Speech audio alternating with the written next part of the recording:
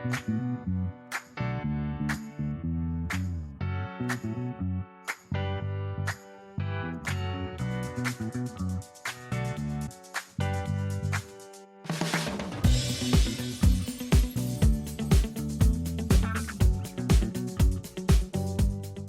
guys, welcome back to the Soul Sisters podcast. I'm Daniella and I have an amazing co-host with me. Alex couldn't be here, but we have Andie here. Hey. You guys remember her? Remember her? She was our first guest. So Andie's here jumping in and saving the day, and I am so excited to have her here. And we're going to just talk about fun stuff that we just found out our favorite movie is the same movie, Funny Girl, which I feel like not a lot of people, I mean, okay, if you like musicals, even if you like musicals, a lot of people don't gravitate to that movie. Maybe. They're always like, oh, I love, I don't know, Les Mis or The Music Man or Wicked or something. Wicked. I love Wicked. I can't talk trash about that, but yeah. You're like, oh, I love Funny Girl. I'm like, hold up. Yeah. I am obsessed. I love it. I used to have the CD, like the soundtrack. I would listen to it all the time. Yeah. I can probably sing every song. Same. I love it. That's so funny that you. Yeah. I had like a little Glee phase for a minute, so that probably contributed to it because like Rachel's a big Barbra Streisand fan. Yes. So. Didn't she? Okay, so I know they reprised it on Broadway last year, and I wanted to go. Yeah. And I think was it Beanie Feinsman? Who was playing the main role? Lea Michele. It was Lea Michele? Mm-hmm. So I know two people did ended her run. Oh, okay, because I know it was Lea Michele, but I thought someone else had done it too. I don't know. Okay. Maybe. I don't know. We'll see. We'll have to look because I wanted to go. I was like, I'm gonna go to New York and watch Funny Girl. Like this is happening. But now that it's gonna come to Orlando, I might just watch it now. That you just told me, I'm like, in December it'll be here. Very exciting. You know what I loved about Funny Girl is I think I related to her because she wasn't like traditionally beautiful. Mm-hmm. I was like, it struck a chord with me as like a 12-year-old or 13 or I don't even know how old I was when I first saw it, but I was like, I feel you. Yeah, right. But like still feeling like you have a lot to offer. Exactly. If like somebody would just give you an opportunity. 100%. That's how I feel all the time. Like, I know there's something in me, but I don't know how to like. How do I let it out into the world? I love that. I know. I related so much. Yeah. That's so funny. People. What song are we gonna sing? People who need people. This is the karaoke episode. I was singing a bunch on a previous episode. I don't know. I was going crazy. I was just making like sound effects, and it was weird. It was a weird day. That's so fun. Sometimes you're just like in that headspace, you know? Exactly. You just got to go for it. But we were gonna talk about because there's a pretty significant age difference, but I'm 34. You're 23. So I forget how old you are all the time. When you just so said that, 11 that was years. shocking to me. Wait, 11? Yeah. Oh, dang. Wow. Wow, it's pretty significant. I don't feel that way when we hang out. I know. I'm like, we're like 2 years apart. Yeah, right? We'll meet somewhere in the middle. We're both 26. Yes. Or 27. That's it. Perfect. We were going to talk about like different generational things, like I don't want to say versus, but Gen Z and Millennials. Yeah, and how we're like a little different and the same. Comparing and contrasting. We're gonna make a little Venn diagram. We're gonna today. this is gonna be a math class, guys. You didn't even know you're signing up for a math class right now. But I looked it up. Okay, so let me tell you exactly the thing, because it's always like, what is an actual millennial, like, or what is an actual Gen Z? So I looked on Google, and so a millennial is from 1981 to 1995. And a Gen Z is from 1996 to 2012, which we were like, 2012? That's like crazy. When she said 2012, I was like, 2012? That's a baby. Like, oh my gosh. An 11-year-old. Yeah. That's crazy.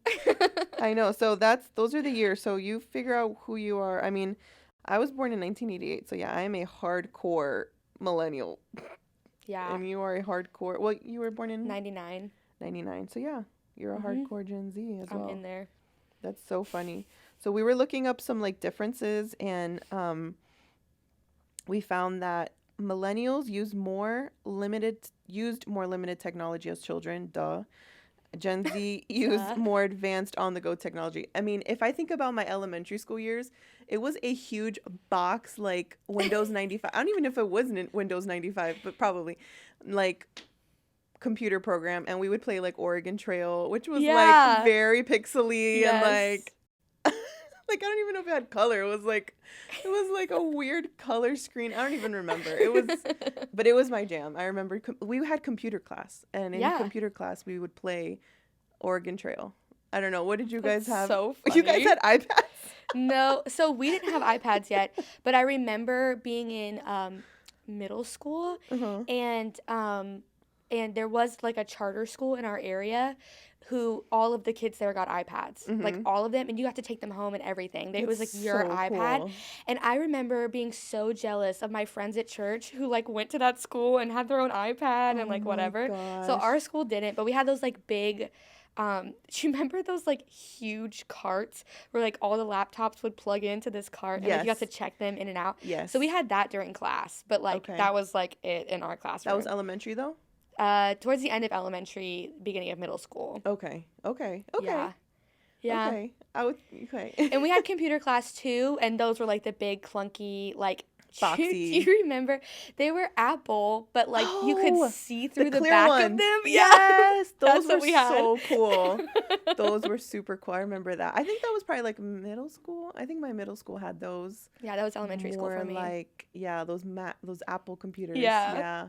I love the sound of those like old school like keyboards. Yes, I bought one for my desk that like is tactile and clicks and whatever because I love the sound. Yes, I love that sound, and I know like in ASMR and stuff they use them because it's such a like great clicky sound. Oh, it's so good. Yeah. And then I took a like typing class in high school. Yeah. And I remember being like, why am I taking this as an elective? But then it ended up being super useful because now I type like so fast, and I'm like, yes. So in like 4th and 5th grade, I was a part of the gifted program at school, and so like not really, and like once a week we'd go to like a special class all day, and it was like super fun and whatever. And part of the day we would take a keyboarding class and like a typing class and all day long. It's helpful. But it was like only this small group of kids. But that was elementary school, like we were little. So, but it was like this cool little program that like you would learn with songs. Like you would like type along to a song, and it was like really cool. Anyways. That's so cute. I was super into it. Are you a good typer now? Yeah, I'm pretty fast. Not to flex or anything, but I know. I was like, who knew my whole job was gonna be typing? So right? Now I'm just like, it's actually a useful skill. Who knew? It was so great. I know. I think back to that typing class. I'm like, that was literally probably one of the best classes I took. Yeah. Because I know some people like even my age that still type like kind of funky. Yeah. Like not proper, like where you put your fingers on the home keys. On the home keys. Yeah, the home keys. I couldn't think of it with the dots.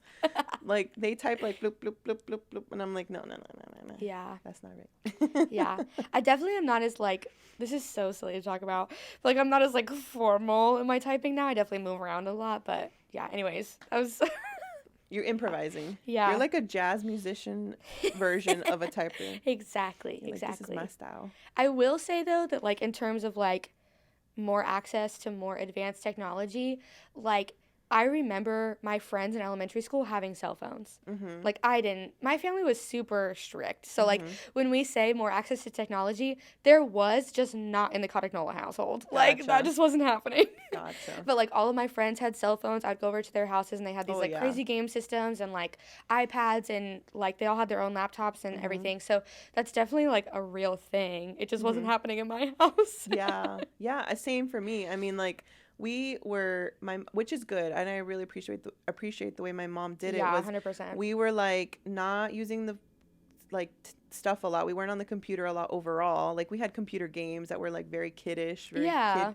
like educational games, like Freddy the Fish. Like I don't know who remembers that. We had Freddy the Fish and like that kind of stuff.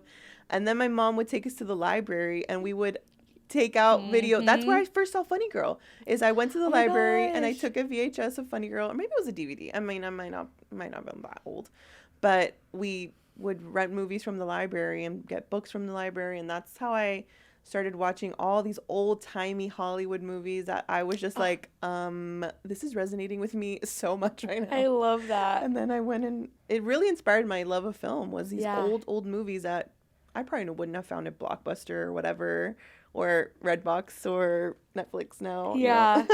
That's so cool. So all that stuff, Yeah. I think that's a better way to raise kids in terms of keeping it low technology in the house because they're going to get technology at school anyways. It's right. Like, that's how my parents not depriving them.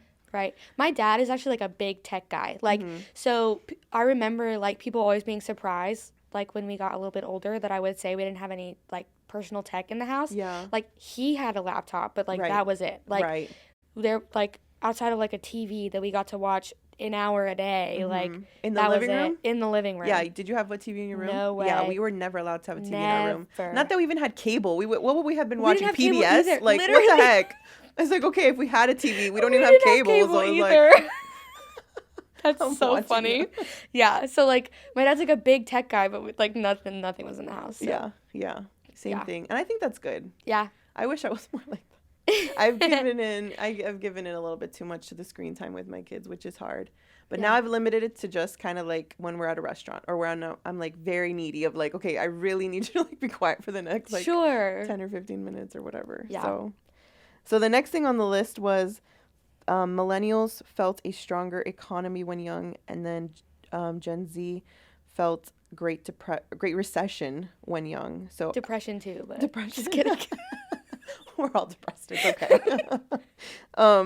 Yeah, because when I was growing up in the 90s, it was a super strong economy and like it felt like I've talked to some people that are older than me and I was like, wasn't the 90s like the best decade? And they're like kind of like just in terms of economy and like stability and just there wasn't like crazy, it didn't feel like ultra crazy stuff. There wasn't there was the Gulf War in the early 90s, but it wasn't like anything that felt super intense, I guess, in terms of like well-being for people and stability and I don't know. But when you were in elementary school, let's say when you were a kid, it was what, the early 2000s?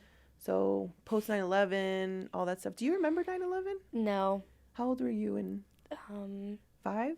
4? No. 3? I was born in 99. Oh, that's right. So that's like literally 2, 1? How old were you? Like not even 2 years old yet. Oh my gosh, this is where the crisis comes in. Like my sister had just been born in April and it happened in September. So like, I mean, like I wasn't even 2 yet. Like, yeah. So no, I don't remember that. You're like, I was an infant, Daniela. I literally, was in diapers. Literally. Okay, I was in like 7th or 8th grade. Yeah, and you like watch it on the TV. That's so scary. I watched it. Okay, it was very intense. Like yesterday we're batch recording, so yesterday was 9/11, and I was thinking about that. I was like, I was in a very impressionable age, and I had just been to New York in June or July of that year. We with my aunt and uncle, they took us on a trip to New York. We went to the Twin Towers. Wow. We did like the touristy thing. We went all the way to the top. We saw the views. Yeah. And then literally 2 months later, I'm like 12 years old. That's 2 months later, I'm in like math class and they have it on the TV. And I'm seeing like the Twin Towers on fire. And I'm like, I was literally crying. And I was so affected because I was like, I was just there. I remember thinking about like the people that there was like a Starbucks at the top, like where the gift shop was and stuff. And I remember clearly thinking about all the people that worked in the gift shop and the Starbucks up there. And they probably were just starting their day. And then this is like me as a 12-year-old thinking this. I'm like getting emotional. I'm like bawling and I'm bawling and I'm bawling. And I'm like, I was just there. Yeah. So, I mean, I'm not from New York. And I know people from that area have such a like my dad's from New York feeling about 9/11. Yeah. And I feel like I almost had that same feeling, that same response because it was so intense for me. Like I feel like I was thoroughly, almost not traumatized because that's hard. Some people literally lost family members, but it was very hard for me to watch it, and it really affected me. Yeah. At that age, I don't know, and it was such a vulnerable age too. Like when you're 12, you're just like, what is life? You're like, I'm not a kid anymore, but I'm not like a grown up, so I don't really understand everything, you know what I mean? And I don't understand now as an adult, you know, all of that craziness, but my dad was like right around that area, but he was in Canada. He was like on the Canada side touring with somebody, and my family was in Kentucky, and my mom drove to the church for like an early morning Bible study with like a mom and me group, and like everybody just like prayed for like hours and hours and hours because like my mom couldn't get a hold of my dad, and like it was like crazy town. But like I only know from stories, like I don't remember any of that. Right. So it's crazy. Yeah, I think that's one of the biggest in terms of like our bringing up situation, like our childhood, is like if you remember 9/11 or not, because I feel like it rings very true to millennials, and it's nothing, you guys have no idea of it. So like people are like 9/11 never forget and all this stuff. You guys are probably like cool, like whatever, but like it didn't affect you, you know? Yeah, I feel like it resonates with, like, I like feel some type of way about it because of like my dad, and like I have family in New York and like whatever, so like it's still like very deeply affected like our family, but like I feel like as a general statement, like it's not as, it's just not the same feeling. But like the but like what was felt like was like an economic difference. So like in terms of like recession, definitely felt that. In fact, in middle school in 7th grade, we made vision boards like of like what we wanted to do and whatever. And I just found mine recently when my family moved. I was like going through a bunch of old boxes and like throwing stuff out and whatever, so my parents didn't have to take it to their new house. And I found this like 7th grade vision board, and on this vision board it says nothing about getting married or having kids or a house or like nothing that you would like expect like from a 7th grade girl to like be interested in. None of that, right? But right there in the middle, like clipped out of a magazine in big words, financial stability, like right in the middle. And I showed it to my mom, and my mom started like crying. And she like started talking about like, because I don't remember that really. Like I knew that my family didn't have a lot of money, and I knew that like whatever, like we were struggling a little bit, but like she started talking about that year and like what was happening that year, and she was like, I'm so sorry that like this affected you so much, but like that was the year we didn't have great Christmas presents because like we were trying to move and blah blah blah, and like started talking about like where our family was and like how hard it was economically, like for everybody in our area. It wasn't just our family, but like everybody. And so it's just like crazy that like 7th grade me was like feeling it, you know?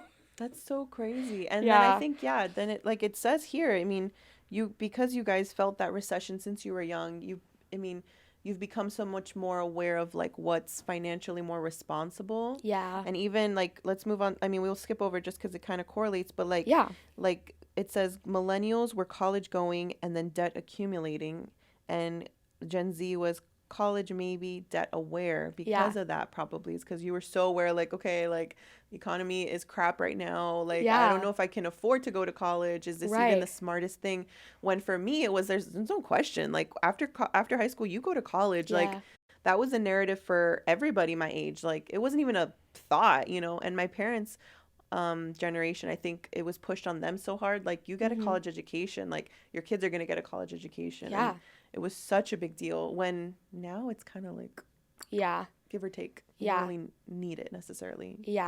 So I went to college for a little bit because I liked school and like I wanted to get the college experience, which was stupid because I went online, so it's not even like, anyways, whatever.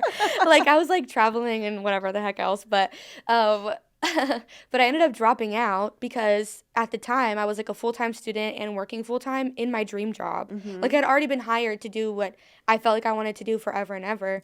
And so just because I had built good connections and like knew how to market myself and whatever, and so if I don't need to go to school to do what I want to do for the rest of my life, then why would I accumulate all this debt? So I like paid off as much as I could and then dropped out. Like I was like, peace out.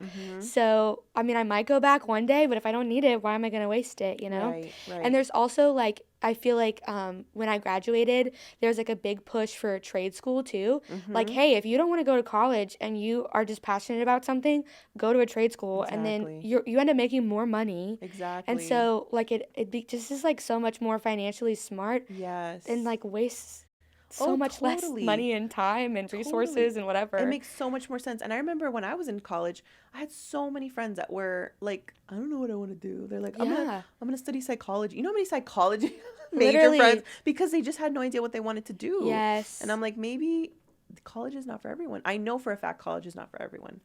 And obviously we live in a generation now and in a time now where you can make tons of money through social media, through online whatever, through working from home. I mean, the internet has really changed the game in terms of stuff we can do. So it's not like you need a college you don't need the traditional college degree and then finding this like 9 to 5 situation, and like that's not the norm anymore. The world has really changed a lot. So I just think that's so interesting because, yeah, I went to a private college of all places. Yeah. And I only went for 2 years, and that was a hefty bill. I'm like, I couldn't imagine the $100,000 debt that my other friends that went there for 4 years left with, you know? And now it's even more. So I'm like, oh, buy a house, guys. Gen Zs, don't go to college, buy a house.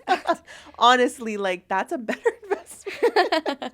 You could always resell it. You have equity. You're not in the negative. You're in the positive. And, like, what were you saying about millennials moving back home? Yeah, okay, yeah. Like, so that goes to my second point on that. It's like, millennials, okay, so I feel bad for us. We got told you have to go to college. Cool. We all went to college. We left with like I said, $75,000, $100,000 debt. And a really fancy piece of paper. A really fancy piece of paper. Great friends. Yes. Degree, I guess. And then we all tried to find a job. And it's like, okay, we'll try to find a job. And then a lot of times we don't even go into the area that we studied. So we go off and do different things. We get married, we have kids, we go find a different type of job in a whole different field, and then crazy stuff happens. The economy goes crazy, the COVID happens, and I found out that in 2022, so just last year, 1 in 8 millennials were forced to move back home with their parents. Okay, so this is like terrible. I'm like, why do, and I think it is that culmination of all those things. Like, we were not as financially aware as you guys. We thought it's like, okay, this is the trajectory, and with this trajectory, I'm going to have success. I'm going to have success if I go to college and get this high-paying job. And unfortunately, it didn't pan out for a lot of millennials, but I feel like you guys are very aware and just a lot more awareness in everything, in a lot of ways that we were kind of maybe naive in terms of like, I don't know where that naive like mentality came from, but I also think, like, our parents have a really different perspective, too. So, like, while your parents, the push was, like, let's go to college. Let's get this degree, like, because we believe in hard work, and it's going to pay off, and if you get a degree, you're going to make more money, and right? But, like, our parents, I mean, this is a broad stroke. I know this is not true for everybody, right? But, like, the majority of my friends, while our parents encouraged us to go to school, there was at least an openness to say, like, no, I don't think this is a great decision for me. Can we at least look at other options? You know what I mean? Whereas I don't know if there was, like, that same approach to, like, even parenting, like, for millennials. Does that make sense? Yeah. Like, I just feel like because my parents were, like, in that in-between, there was, like, more, they understood where I was coming from when I said, hey, I think I'm going to drop out. Right. Like, and they weren't mad. They didn't freak out. They weren't whatever. Yeah. But they also couldn't help me financially, like with school. Like, they weren't paying for my school. That was all on me, and I was fully aware of that. Right. So, like, it was my choice, you know? Right. Yeah, I think it has a lot to do with our parents' mentality, obviously. Yeah. But, yeah, I'm wondering what happened between my parents and your parents type of because, I mean, I don't know. I wonder what it is. Like, I know, like, my parents, they were, like, what is that called? Like, the key home kids or whatever. I don't know. You know, where they would just, like, come home and both parents were working and they just kind of had to let themselves in. Yeah. And they kind of just, like, there wasn't, like, a ton of parent involvement. It was kind of like fend for yourself a little bit. And they're, like, the generation of, like, you just, like, go and do whatever you want. There was a lot of independence. They would, like, just ride bike in the neighborhood with their friends. Yeah. And just come home whenever the street lights came on or whatever the thing was. My dad was a lot like that, but my mom not so much. Yeah, so I don't know why. I mean, obviously, they probably felt like they wanted more financial stability, so the answer was college. Yeah, that makes sense. But I don't know. I don't know how it changed. I mean, I think the internet changed it a lot. 100%. I think by the time you were a kid or a teenager even, the internet was in full swing. Yeah. So your parents were probably like, well, there's a lot more opportunity. Yeah. By the time I was making those decisions, there's a lot more opportunity and a lot more information. Yeah. So, like, it was easily accessible for me to find different avenues to do what I want to do. Exactly. Like, I ended up, like, so I got like credentials, right? So it's not like I like stopped learning and stopped bettering myself and whatever because I got the job I wanted. Like I still like continued to learn and grow and be teachable and whatever. And like I got certified basically, which like whatever. But like I just didn't have a degree to do what I want to do. Right. So there's just like different avenues to get there now and more information about those avenues. Yeah. And I think, unfortunately, I think there is a little bit of lack in terms of, I mean, who knows how this all pans out, but I feel like we're in a weird time specifically right now where because there is such opportunity via social media and via all these other options versus the traditional route of college and then like a job, I think we're in like a weird place where I feel like there's not going to be like a lot of teachers, there's not going to be a lot of nurses, there's not going to be a lot of these key people that we need because you got like Gen Z or even millennials are kind of like, well, I'm just going to go where the money is. And if I have to, if I can be home and just selling stuff online and make an income, I'm going to do that. And because I think that there's been a shift in that. I mean, we're seeing it. There's been a huge loss of teachers. I was going to say, huge loss of already that's happening. So I think that's going to be the trajectory, which is really unfortunate because we need these essential workers. Yeah. To, you know, anything, electricians, plumbers, you know, but like specifically teachers, doctors. Things that you do need a college education for. We do need, exactly. So hopefully the pendulum doesn't swing too far where we're like, okay, we don't have anybody. Like, you know what I mean? There's like 9 million influencers and like 200,000 doctors. You know what I mean? Like, it's like, okay, this is like not balancing out. Okay. You know what I mean? I think so. I'm a little scared of that trajectory we're in. That makes sense. It's weird, but I don't know. We'll see. There's always an ebb and flow when it comes to timing and the economy and just how society works.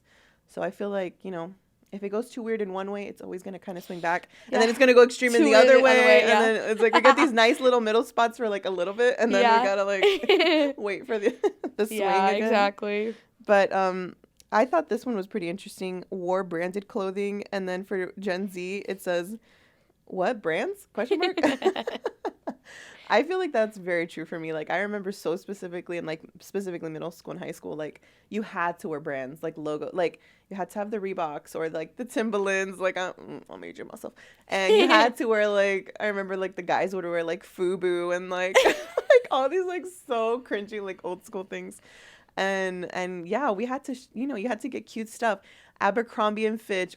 Oh. Like, that was still a thing. And like Aeropostale. Really? Yeah. Ugh, I was like, gross. I remember even as a teenager, it was just that vibe. Like, I know there was like a whole documentary about Abercrombie and Fitch, and like they're like, yeah, so gross. It was like if you didn't look like a model coming in, they did not help you. Right. Like, I remember I went in with my friend in high school, and I just remember being like ignored, and I was like, ew, I literally hate this place. Like, it was just such a culture of like, I don't even know, because it's not even perfection or beauty. It was like a culture of like superficialism or something. And I was like, oh, cringy. And I just hated, I just became anti that. You know what I mean? Yeah. But I remember so clearly Abercrombie and Fitch and all of these brands, and like you had to wear that. And then now I feel like I relate to some of that, but that kind of culture was on the way out, like as I was getting older. Yes. So like by the time I was in high school, we were kind of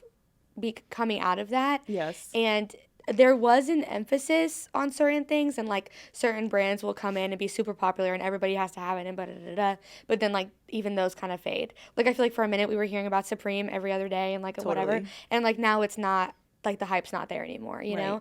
And so like we like go through phases, right? But more so I think like Gen Z, because they're like globally aware and like more plugged into political issues and whatever, just because there's so much knowledge readily available, they're like more worried about sustainability, and like they're willing to spend more money on branded things if they know this is going to be a great item that's going to last me a really long time and it's sustainably sourced and blah blah blah blah.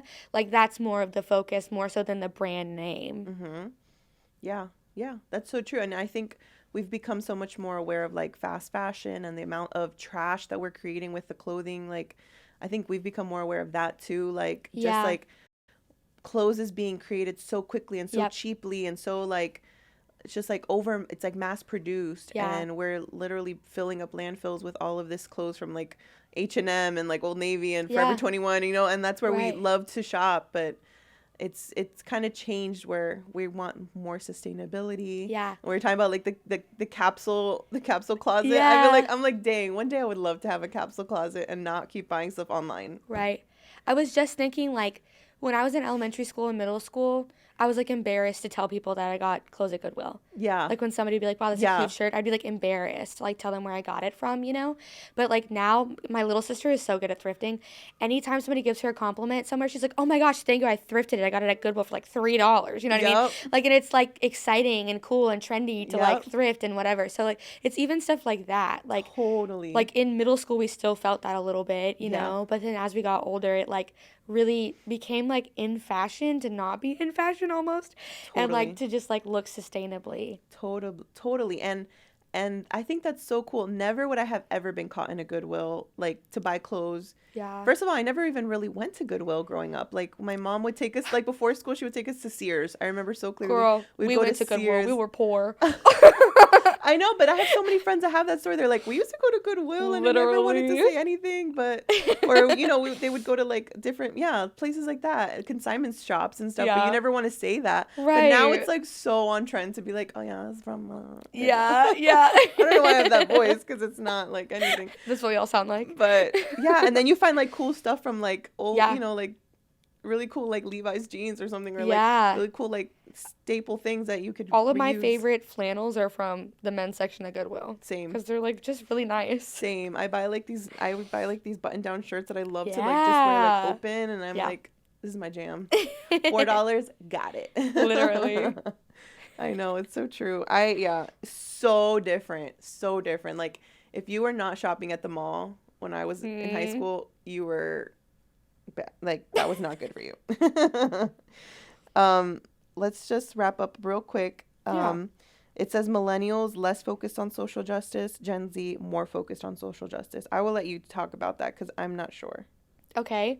My friend Ashley and I talk about this a lot, actually, because she's like very justice oriented, and like when she sees injustice like in the world or even on a small scale, like in relationships, she like has to address it. Like it's not gonna happen, right? And so I think this has a lot to do with like the internet and access to more information, like we've said 500 million times, but like because we're just more aware of issues, like we feel passionately like, why isn't anybody doing this? Why isn't anybody doing anything about this? Right. Like clearly we're all seeing that this is a problem. Right. Like I don't know, world hunger or global warming or whatever. Like clearly this is a problem. Like we all know, we're all aware of it. Why is nobody doing anything about it?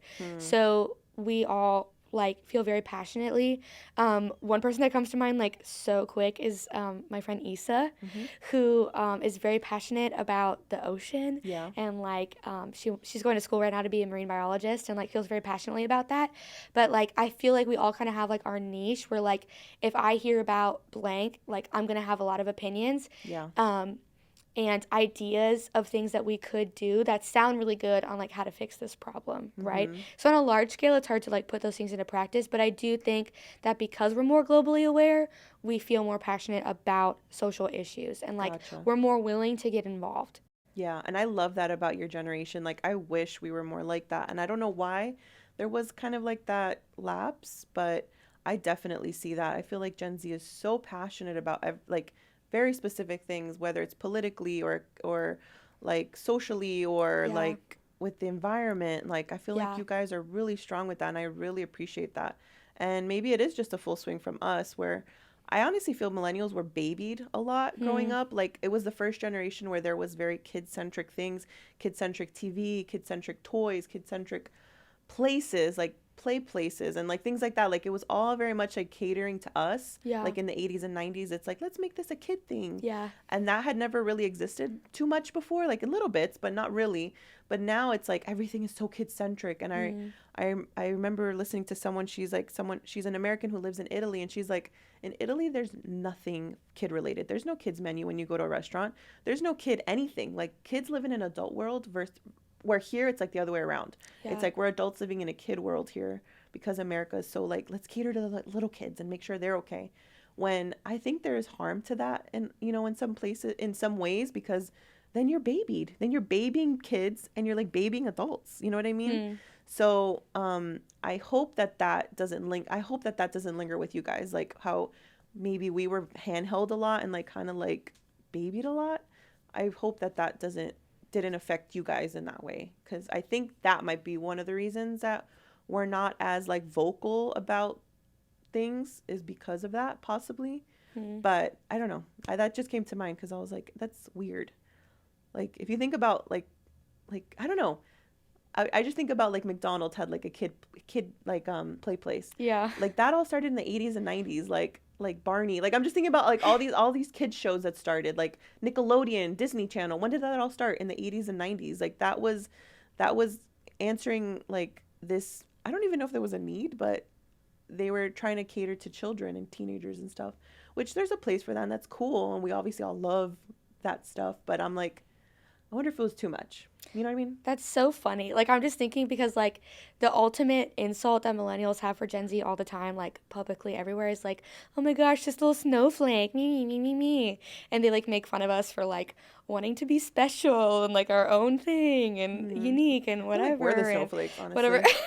So it's just funny to me that, like, you're saying that, like, about yours, because, like, I feel like that's constantly, like, what we hear all the time.